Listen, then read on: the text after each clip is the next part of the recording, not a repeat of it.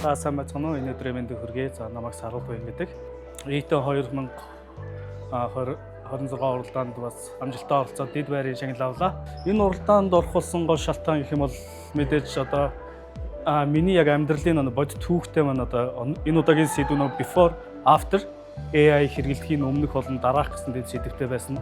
За тэр зүйл маань надад илүү дөхөв байлаа. Тэгээд миний хувьд болохоор AI хэрэглэхээс өмнө болохоор өөрөө бас яг нэг тийм контент бүтээх, контент сувгтай болох тийм мөрөөдөл хүсэлтэй байсан боловч яг бас хараахан болж чадахгүйсэн. Тэгээд AI-ийн тусламжтайгаар би ерөөдөө бас тэр ажлуудаа хөнгөвчилж тэ өөрөө бүтэн багийн хийдэг ажлыг бас AI-ийн тусламжтайгаар ганцаараа хийж тэгээд тэр надад их боломжууд нэгдээд би бас өөрийн бас сарвал контент гэдэг тийм Instagram сувг хаягтай болсон байгаа.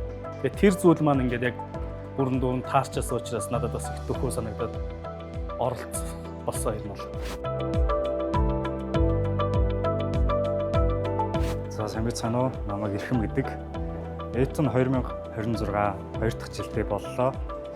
Тэгээд энэ жилийнх бол өмнөх жилээсээ бол одоо ингээд оролцогчдын бүтээлийн чанар чансаа зохион байгуулалт мэдээж хөгжихийн ирээр дагаад үнэхээр хүчтэй байлаа. Маш олон хүчтэй оролцогчид оролцлоо.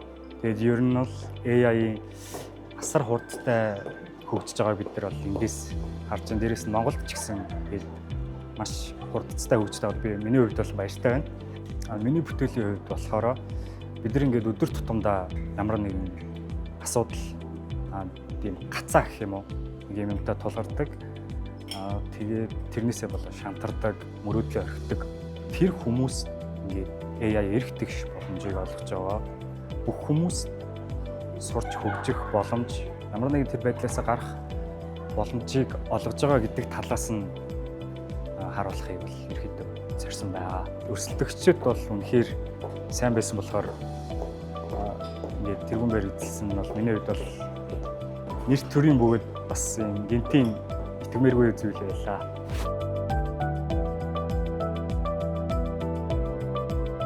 Эйтэн одоо хэмэл оюун суурилсан бүтээлийн уралдаа маань 2 дахь жилдээ амжилттай зохион байгуулагдлаа.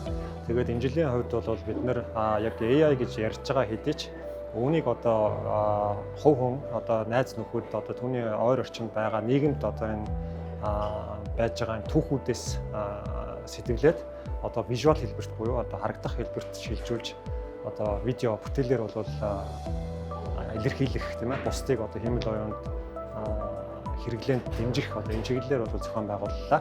Тэгээд энэ жил бол нийтдээ одоо 140 гаруй оролцогч бүртгүүлээд шүүлтийн шатанд шалгарсан 32 бүтээлийг хүлээж аваад өнөөдөр бол шилдэгэн шилдэг энэ 3 бүтээлээ шалгарууллаа. Тэгээд эдгээр 3 бүтээл дээрээс харж байхад бол яг өөрсдийнхөө одоо бодит түүхтэр сэтүүлсэн. Тэгээд хэмэл оюуныг одоо яг өнөөдрийн маш мундаг энэ түвшинд бол ашиглах энэ боломж олцсон бүрдсэнийг бол харууллаа. За тэгээд эйтэн тэмцээний бас нэг онцлог байдаг нь юу вэ гэхээр энэ бол зөвхөн одоо видео контент хийгээд болчдөг юм бол биш. За энэ видео контентоо хийн. За энэний ард ямар хүч хөдөлгөөр зарцуулсан, ямар техник технологийн ололтыг ашигласан. За тэгээд энэ дээр тулгарсан бэрхшээлүүд нь юу байсан зэргийг одоо энэ бусадтайгаа хуваалцдаг, энэ мэдлэг туршлага, ноу хавыг бас хуваалцдаг. Ийм сайхан уламжлал тогтож одоо энэ тэмцээн маань 2 дахь жилийн амжилттай зохион байгуулалтаа байна. Энэ жилийн Эйтэн 2026 уралдаанд ирсэн бүтээлүүдийн чанар чансаа, ур чадрын хэмжээ маш сайжирсан бол ажиглагдж байсан. Ер нь бол шүүгчдийн бүрэлдэхүүн дүнгээ гаргахад ч гэсэн нэлээд яривхтай адармаатай байсан. Энэ бүтээлүүдийн чанар за мөн глобалчлагдаж үед одоо дэлхийд дахинд Монгол улсын залуучууд маань AI буюу хэмэл оюун ухааны чиглэлээр өөрсдөө маш сайн боловсруулдаг. Өдөр тутмын амьдралдаа хийж буй ажилдаа хэмэл оюун ухааныг маш сайн одоо нэвтрүүлж чадсны илэрхийлэл нь Эйтэн 2026 уралдааны энэ удаагийн шилдэг бүтээлүүд байсан гэж хэлж болохоор байна. Тэгээд энэ удаагийн уралдааныг ивент итгэж хамтран оролцсон их улсын эрэлт групп, за энэ групп компани маань энэ жил 20 дахь жилийн ойгоо тэмдэглэж байгаа. За энэ хамт олондоо ч гэсэн халуун баяраа талархлаа илэрхийлье.